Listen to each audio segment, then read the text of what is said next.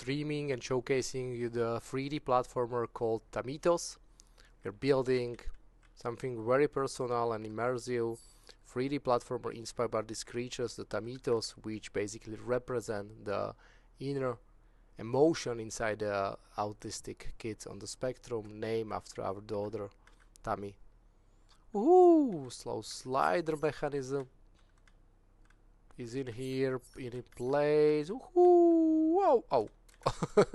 That was very heavy hit. I need to report this. But first let's test and play what we have in here.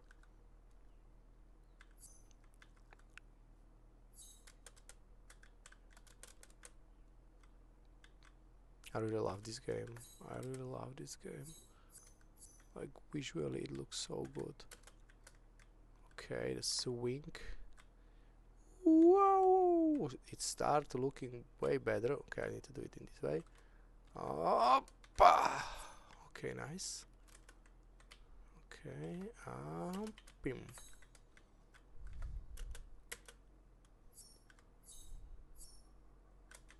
So this character is Zoomy. Zoomy has ADHD,